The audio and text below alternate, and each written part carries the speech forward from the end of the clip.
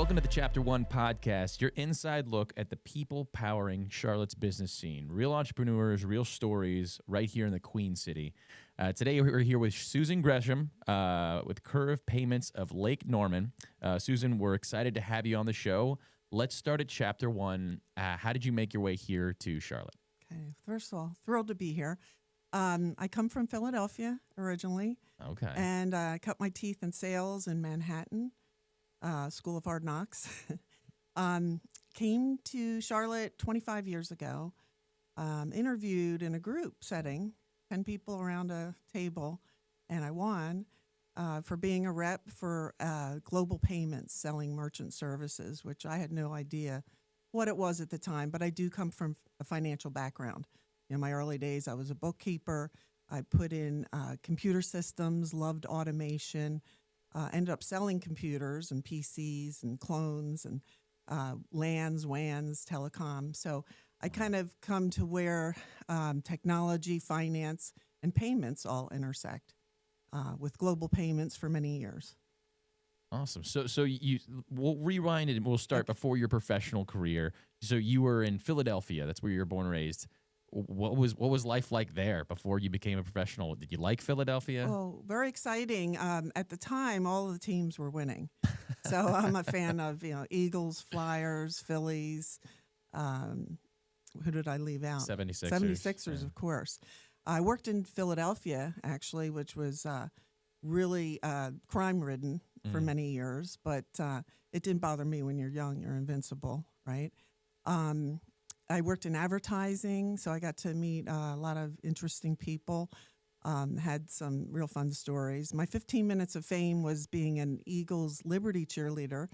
I made it down to 40, but I never took dance lessons, so I didn't have the jazz move, so I kind of felt like Lucy.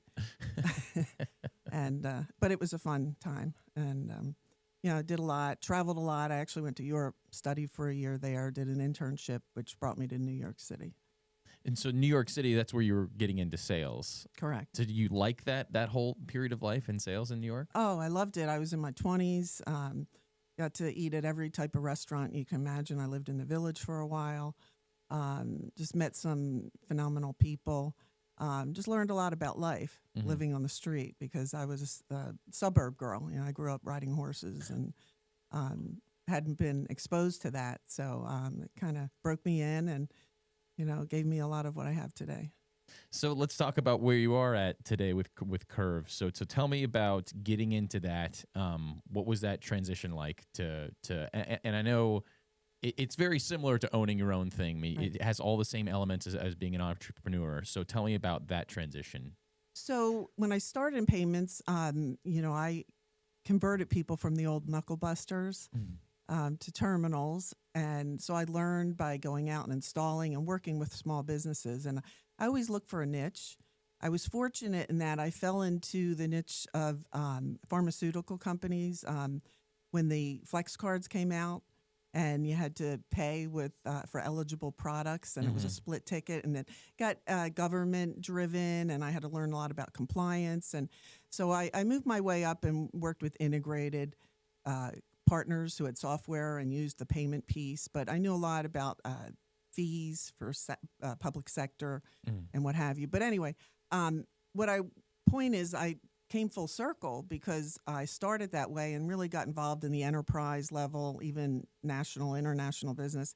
And now I find myself back in the community, which I've lived in for 25 years, and a lot of founders, owners, operators of small business who are really looking to digitize and, understand payments and how it works in with their business practice. So I really enjoy the fact that I'm back to working locally in the community.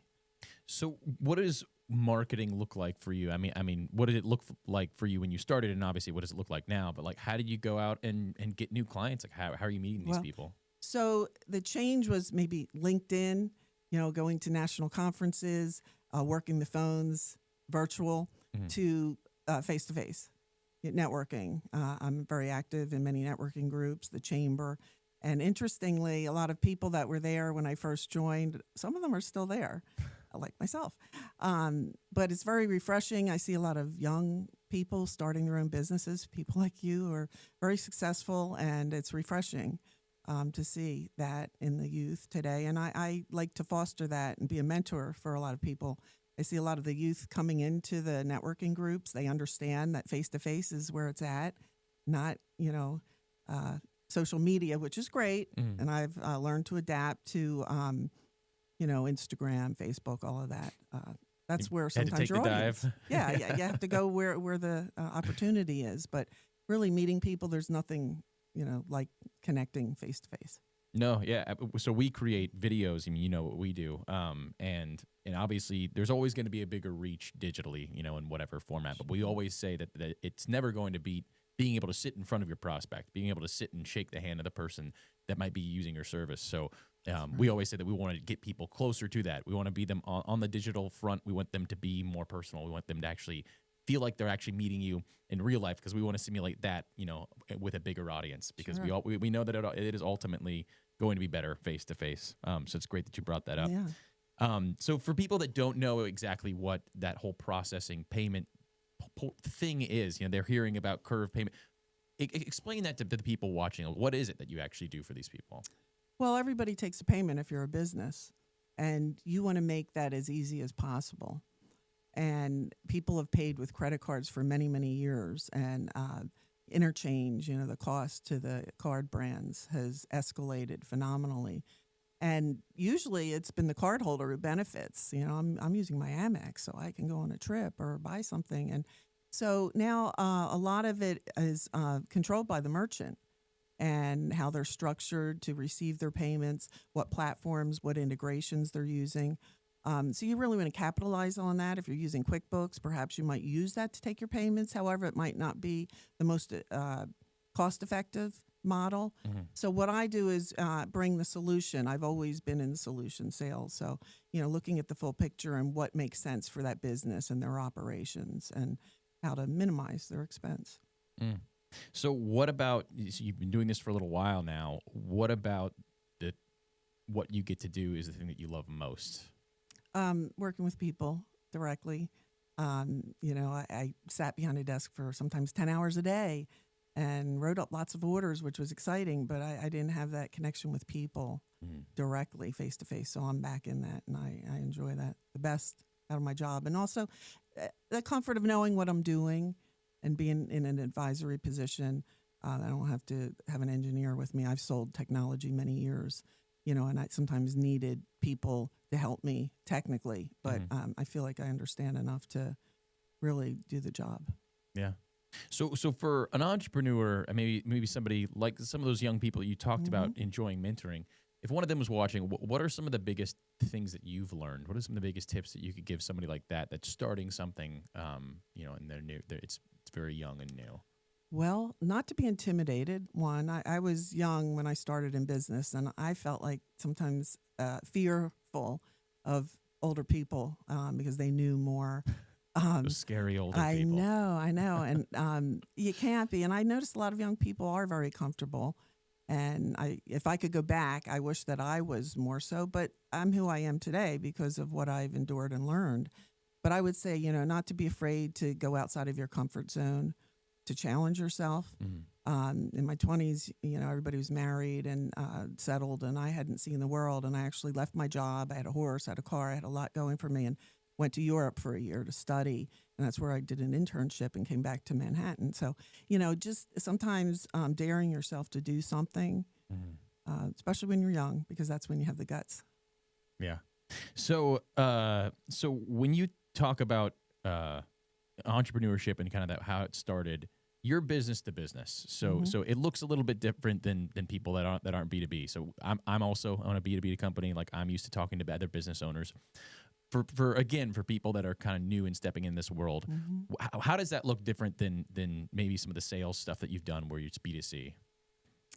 Well, I would say there's more in common when you have a business, and I guess understanding framework and operations and what matters to a business owner.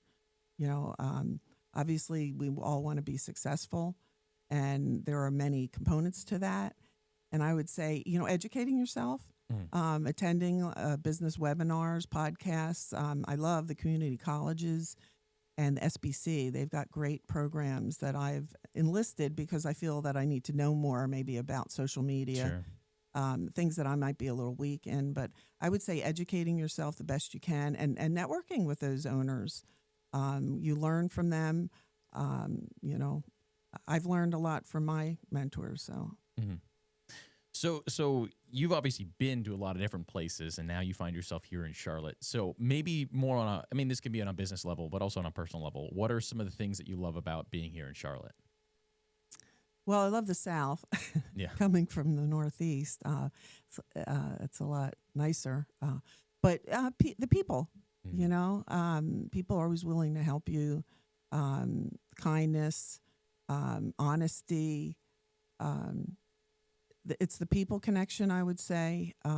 Obviously, it's gotten to be real busy around here. We have lots of newcomers, but that's refreshing as well because you see people that you may have met when you lived up north, maybe, and it's just really the influence of young, old, different people. I try to keep politics out of it these days.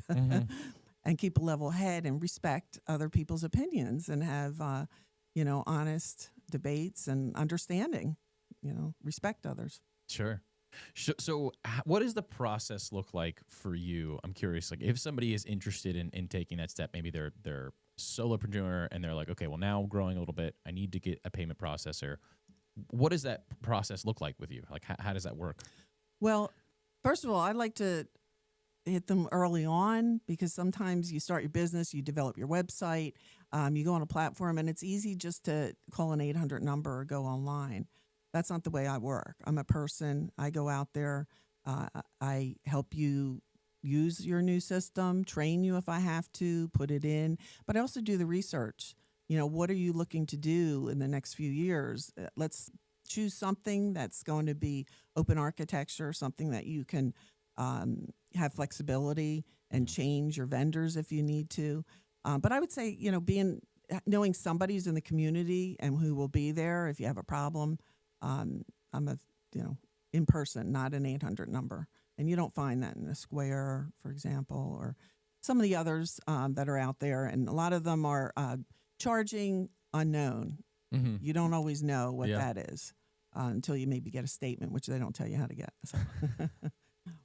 So after they do talk to you in person, what does the process look like? Is it easy to have to bring a whole bunch of documents? One day. Yeah. One day. I mean, you just have your EIN number, your banking information.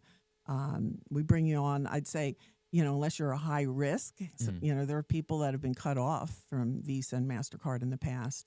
We'll do all we can to get you on board. But as long as you're an honest to goodness business, you have an identity, we'll get you in.